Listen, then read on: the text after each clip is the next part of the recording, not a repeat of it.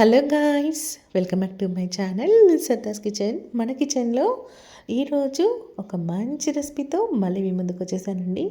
ఈరోజు మన రెసిపీ వచ్చేసి నేను బూందు బెల్లం చిక్కీ చేశానండి.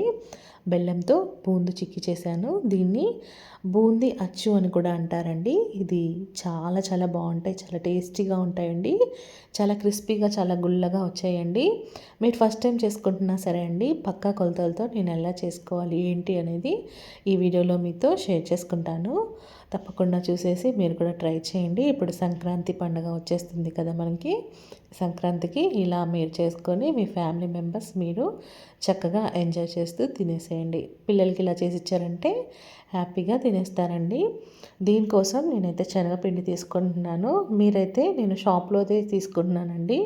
మీరు కావాలి అంటే శనగపప్పు పట్టించి కూడా పిండితో చేసుకోవచ్చు. చాలా బాగా ఉంటాయి టేస్ట్. నేనైతే ఒక గిన్నె తీసేసుకొని నేను ఒక చిన్న కప్పుతో చూపిస్తున్నానండి. నేను కప్పుతో 3 కప్పులు శనగపిండి తీసుకున్నాను.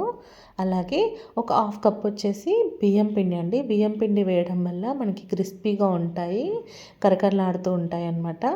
దానికోసం బియ్యం పిండి. అలాగే తినే సోడా అండి. తినే సోడా వచ్చేసి నేను ఒక హాఫ్ టేబుల్ స్పూన్ వేసుకున్నాను. తినే సోడా అంటే వంట సోడా ఉంటుంది కదా, అదే అండి. అది వేసానమాట. కొంచెం ఒక హాఫ్ టేబుల్ స్పూను సాల్ట్ వేసుకున్నానండి. ఇప్పుడు ఇవన్నీ వేసేసి మనం ఇలాగా చక్కగా కలిపేసుకోవాలి. మనకి ఇది ఎలా ఉండాలి అంటే మరీ బజ్జీ పిండిలాగా ఉండకూడదు, అలాగని చెప్పేసి మరీ లూజ్గా ఉండకూడదు. మనం దోశల పిండిలాగా ఉండాలన్నమాట. ఇలా చక్కగా కలిపేసుకున్న తర్వాత నేను ఆయిల్ పెట్టేసుకున్నాను. ఆయిల్ హీట్ అయిన తర్వాత ఇలా మనకి ఆయిల్ అనేది బాగా హీట్ అవ్వాలండి. ఇలా కొంచెం వేసుకొని చూస్తే మనకు అర్థమైపోతుంది అనమాట.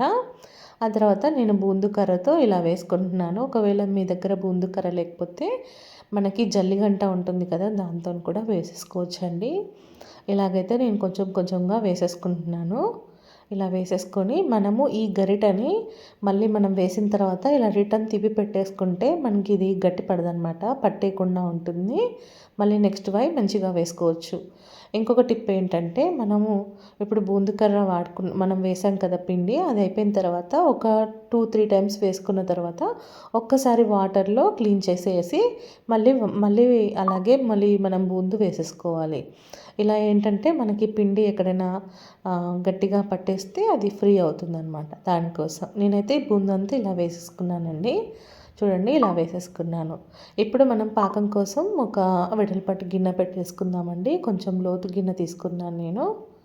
ఇలా తీసేసుకొని ఇప్పుడు నేను బెల్లం వేసుకుంటున్నానండి. నేను 3 కప్పులు పిండి, అలాగే మనం బియ్యం పిండి కూడా ఒక హాఫ్ కప్పు వేసుకున్నాం కాబట్టి నేను సమానంగా తీసుకున్నాను.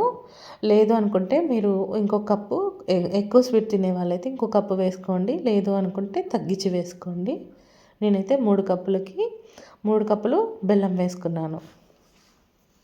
ఆ తర్వాత మనం ఇలాగా కొంచెం కరిగిన తర్వాత ఇలా వడగట్టేసుకుంటే మనకి ఇందులో ఏమైనా నలకలు ఉంటే పోతాయి. అందుకే నేను స్టైనర్తో ఇలా వడకట్టేసుకున్నానండి. ఆ తర్వాత బెల్లము మనకి ఇలాగా చక్కగా మనకి పాకం అనేది ముదురు పాకం రావాలండి. ఇలా ముదురు పాకం రావాలి. మనకి గిన్నెకి కొడితే టక్కుమనాలన్నమాట. అప్పుడు మీరు మనం ముందు తీసి పెట్టుకున్న బూందుని ఇందులో వేసేసుకోవాలి. ఇందులోనే ఒక చిటికెడండి, ఒక హాఫ్ టేబుల్ స్పూను మళ్ళీ దీంట్లో మనం తినే సోడా వేసుకుంటున్నాము, అంటే వంట సోడా. ఇప్పుడు దీంట్లో వేసేసుకుంటే ఇలా వేసుకోవడం వల్ల ఏంటంటే మనకి బూందు తినేటప్పుడు మన పంటికి అంటుకోకుండా ఉంటుంది. అంటే ఇలా తీగలుగా వస్తుంది కదా, అలా రాకుండా ఉంటుందన్నమాట. ఇది వేయడం వల్ల గట్టిగా ఉంటుంది, గుల్లగా ఉంటుంది, బాగుంటుందండి. ఇప్పుడు మన పాకం రెడీ అయిపోయింది కదా, మనం ముందుగా ఫ్రై చేసి పెట్టుకున్న బూందు మిక్చర్ ఇదంతా ఇందులో వేసేసుకొని కలిపేసుకుంటున్నానండి.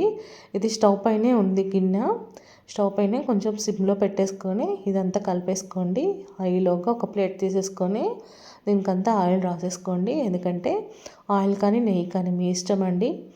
ఇలా రాసేసుకుంటే మనం ఇప్పుడు వేడిగా ఉన్న బూందు దీనిపైన వేసేసుకొని మనం ఒత్తేసుకోవాలి. చూపిస్తాను చూడండి. ఇలా ప్లేట్లో వేసేసుకున్నాను నేను. ఇలా ప్లేట్లో వేసేసుకొని ఇలా కొంచెం మనం నొక్కి పెట్టేసుకున్నామంటే మనకి ఇది చక్కగా ఆరిపోతుంది. మీ దగ్గర అలాంటిది లేదు అనుకుంటే గిన్నె అయినా పర్లేదండి, గిన్నెకు ఆయిల్ రాసేసి చక్కగా నొక్కి పెట్టేసేయండి. ఇది చల్లారక ముందే మనం ఇలా కట్ చేసేసుకోవాలండి పీసుల కింద ఇలా కట్ చేసేసుకుంటేనే మనకి చల్లారిన తర్వాత వస్తాయి, లేదంటే తర్వాత గట్టిపడ్డ తర్వాత రాదండి. అందుకే నేను చెప్తున్నాను. చల్లారిన తర్వాత ఇలా తీసేసుకున్నాను. ఇంకా మనం చేతితో ఇలా అనేసుకుంటే వచ్చేస్తాయి ఈజీగా. చాలా గుల్లగా చాలా చాలా టేస్టీగా ఉన్నాయండి. మీరు కూడా ఖచ్చితంగా ట్రై చేయండి.